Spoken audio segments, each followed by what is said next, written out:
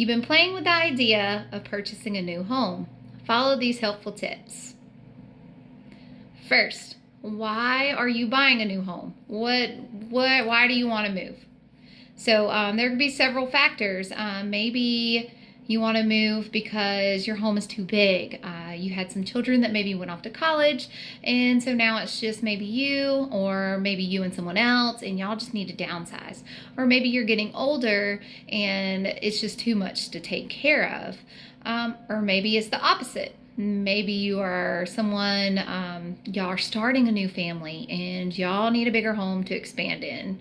Whatever the reason, it's always good to sit down and talk about, are you making a good decision to move? Why are we moving? Is it necessary right now? And look at the market, see what your market's doing.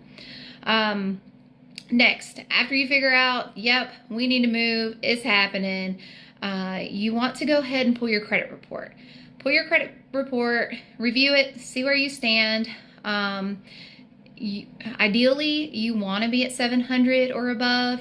There are some lenders that will accept lower credit scores and have certain programs in place. Normally that threshold is 620. Don't hold me to that though. I'm sure there are some lenders out there that may accept lower credit scores. But just keep in mind, the higher your credit score is, the lower your interest rate will be, which over the term of your loan can save you tens and thousands of dollars. So just keep that in mind. It's always good to try to repair your credit as much as you can before starting the home buying process. Pay some credit cards down, lower that debt to income ratio. Don't open new accounts, don't close accounts. Just pay everything off, leave it alone. That's the best thing to do. After you've gotten your credit all situated, you know where you stand. If you need time to repair that, take the time to repair it, do the necessary steps. But if you're ready to go, then you're gonna figure out, well, where do I start? How much home can I afford?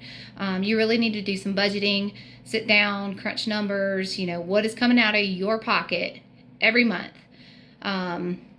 Calculate your gross income, you'll need that. So what's recommended is just for your housing alone, you should look at about 28% of your monthly gross income.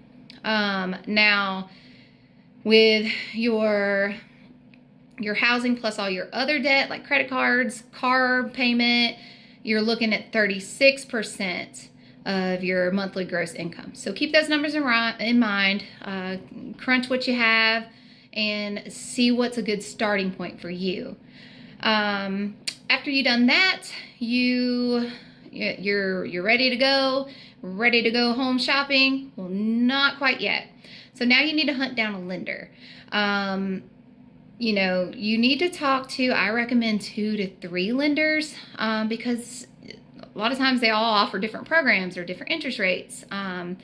And some lenders are better than others, as in they're going to respond to you and they're good with communication, they're educating you, they're answering your questions. So you got to kind of feel all those things out. So call around, talk to a few lenders, and see who's going to have the best option for you, because you're going to want to start saving money. You need to start saving money before you get pre-approved, because a couple of things to be aware of is you have closing costs. So closing costs is anywhere between 2 and 7% of the purchase price of the home. So say you have a $300,000 house, well, and say it's average 3%, well, you're looking at about $9,000 just in closing cost.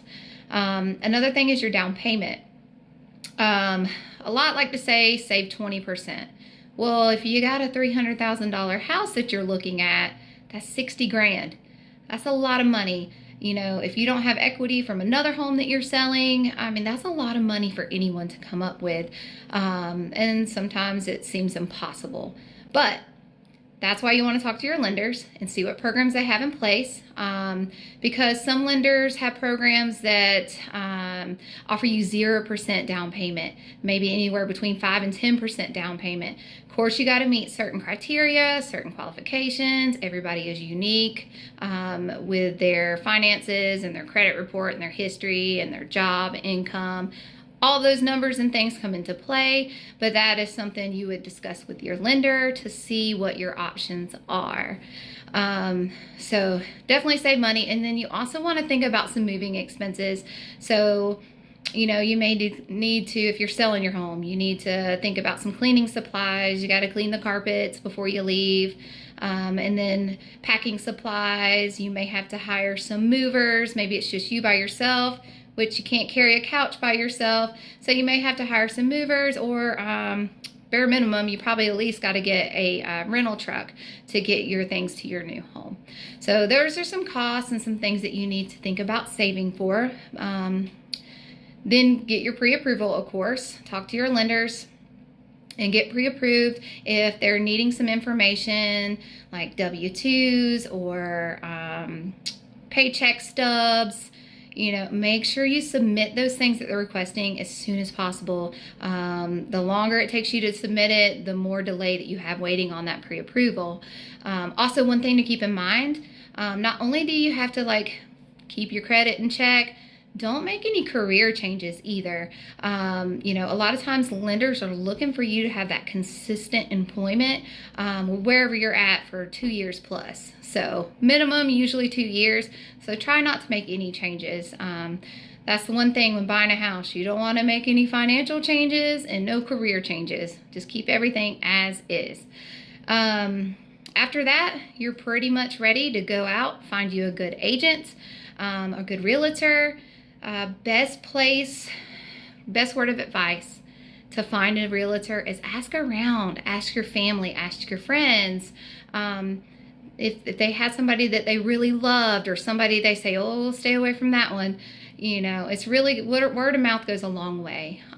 So I would start there. Of course, you got other options. You have Google, and you have your home search sites like Zillow and Realtor.com. You can check there as well. And you also have YouTube.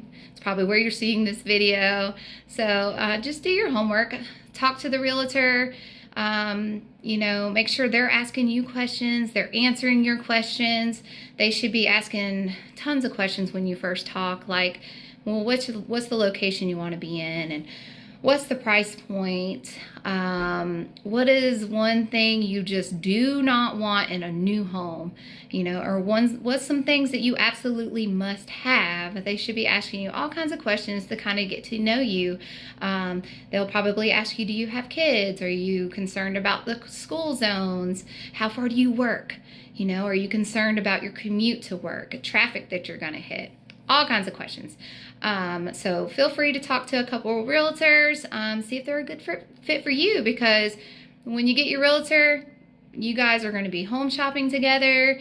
Y'all are going to be going through the whole process together. So you want someone that you get along with, have good communication with, and they're approachable. You can go to them to ask them whatever question you have. And if they don't know the answer, you know, a good agent's going to say, you know, I really don't know, but I do know I can find out. Let me get back to you. I will get you the answer or lead you in the correct direction of who can answer that. Like if you're talking loan numbers and such, I'm going to lead you to the best lender I know. That's it, guys. I really hope you enjoyed this video, and I hope the information I have provided is helpful. My name is Karen Vechart. I am your Georgia Realtor. I serve the Northeast Georgia and surrounding areas. If there's anything at all that I can help you with, please feel free to reach out. See you later, guys.